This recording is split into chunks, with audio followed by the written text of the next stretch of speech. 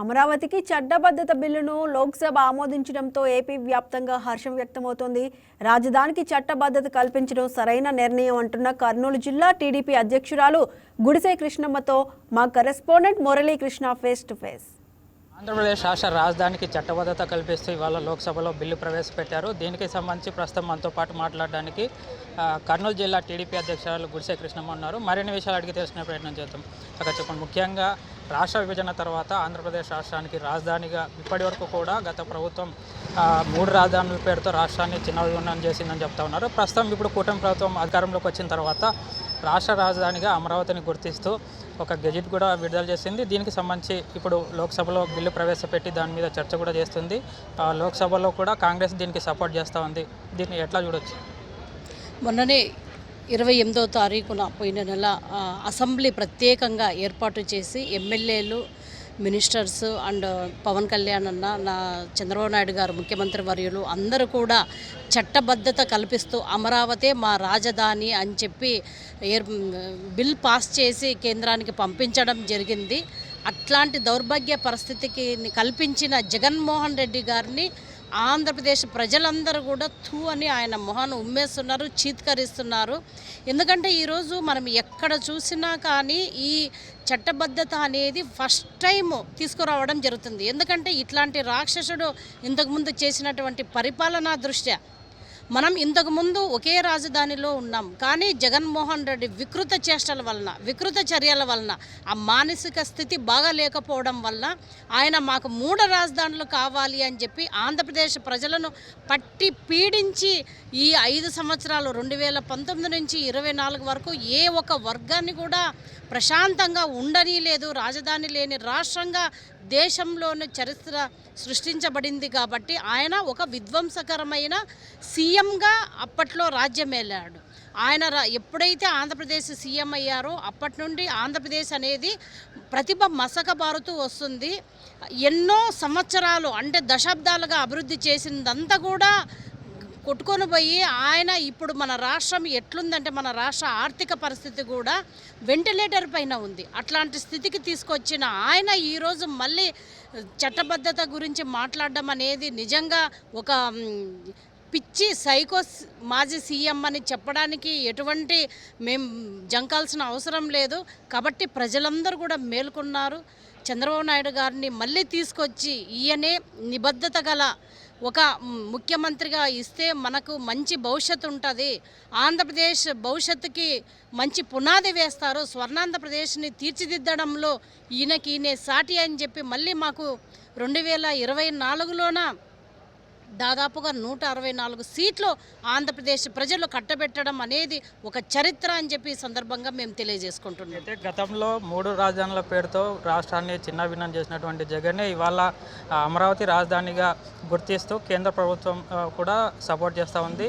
మరోవైపు లోక్సభలో ఇవాళ బిల్లు ప్రవేశపెట్టి చట్టబద్ధత కల్పిస్తున్నారు. దీనికి కాంగ్రెస్ కూడా మద్దతు తెలుపుతున్న వేళ ఇప్పుడు జగన్ కీలకంగా కొన్ని వ్యాఖ్యలు చేశారు. ఏదైతే రాజ్యాంగంలో రాజధాని అనే పదమే లేదు, ఈ టీడీపీ ప్రభుత్వం ప్రజలను తప్పుదోవ పట్టిస్తుందని చెప్తున్నారు. దీన్ని ఎట్లా చూడొచ్చు అంటారు?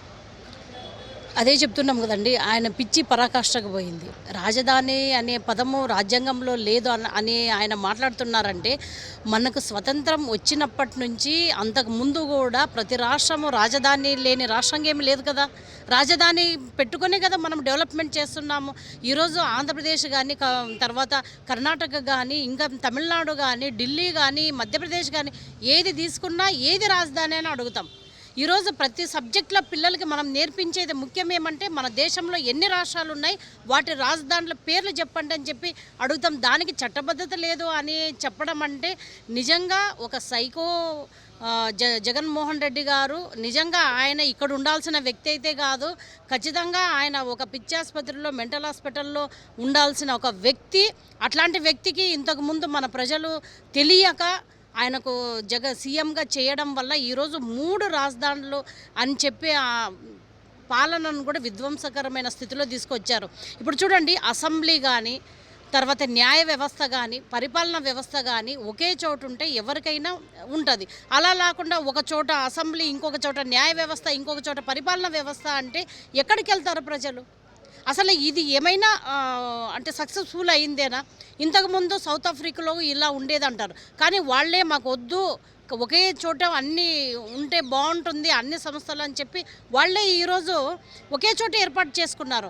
కానీ ఈయన కేవలం ప్రజలపైన కక్షగట్టి ప్రజలను తప్పుదోవ పట్టించాలి, తనను ఒక ఆర్థిక ఉగ్రవాది, జగన్మోహన్ రెడ్డి అనే ఒక వ్యక్తి ఆర్థిక ఉగ్రవాది, ఆయన ఏమి చేసినా తన సొంతం కోసం చేస్తాడు తప్పితే ప్రజల గురించే ఆలోచన చేసేది కాదు. ఈరోజు మనం చూస్తున్నాం లోక్సభలోన ఈరోజు అన్ని పార్టీల మద్దతు తెలుపుతున్నాయి. ఎందుకు తెలుపుతున్నాయి అన్ని పార్టీల మద్దతు?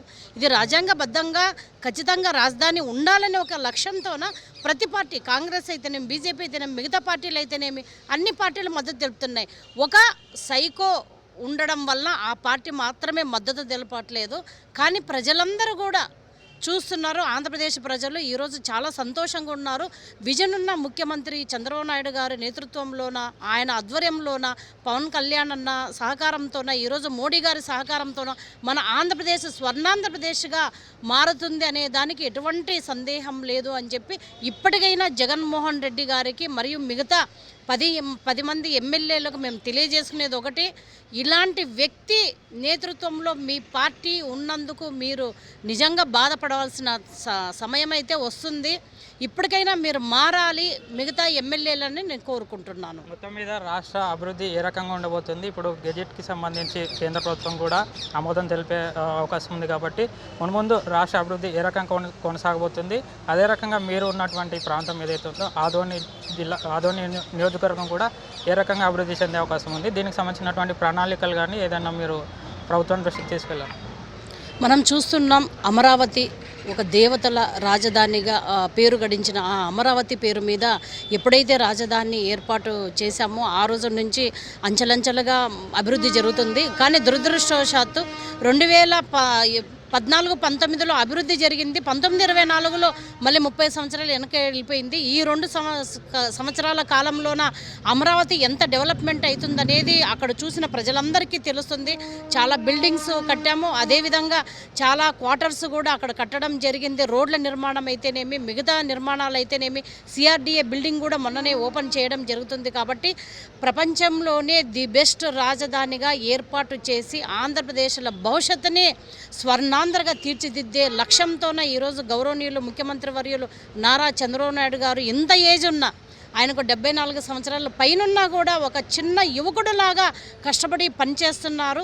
అదేవిధంగా ఆదోనిని తీసుకుంటే ఈరోజు మా ఎమ్మెల్యే గారు అయినటువంటి పార్సార్థన నాయకత్వంలోన మాజీ MLA Telugu Desam party incharge Meenakshi నాయుడన్న, అదేవిధంగా జనసేన పార్టీ ఇన్ఛార్జ్ మల్లప్పన్న, మిగతా కూటమి నాయకులు అందరూ కలిసి కూడా ఆదోనిని డెవలప్ చేయాలని ఏకైక లక్ష్యంతోన మేము కూడా ముందుకు వెళ్తున్నాం. రాబోయే కాలంలో స్థానిక సంస్థల ఎలక్షన్స్తో పాటు మున్సిపాలిటీ ఎలక్షన్స్ కూడా వస్తున్నాయి. ఎందుకంటే మేము ఇంత మండలంలోన బాగా డెవలప్మెంట్ చేసాం. దాదాపు 12 కోట్ల నిధులు తీసుకొచ్చి మిగతా ఎంపీపీ నిధులైతేనేమి, 15th ఫైనాన్స్ నిధులైతేనేమి, పంచాయతీ నిధులైతేనేమి ఇవన్నీ చేసాం. కానీ మున్సిపాలిటీలోన అంత చేసే అభివృద్ధి మాకు చేయడానికి వాళ్ళు ఇవ్వలేకపోయారు. ఎందుకంటే మేము ఒకే సీటు కౌన్సిల్లో గెలుచుకున్న, మిగతా 41 సీట్లు వైసీపీ వాళ్ళు ఉన్నారు కాబట్టి వాళ్ళు మాకు డెవలప్మెంట్ కావడానికి నిరోధకంగా అడ్డుకున్నారు. కాబట్టి ఇప్పటికైనా ప్రజలందరూ అర్థం చేసుకోవాలి.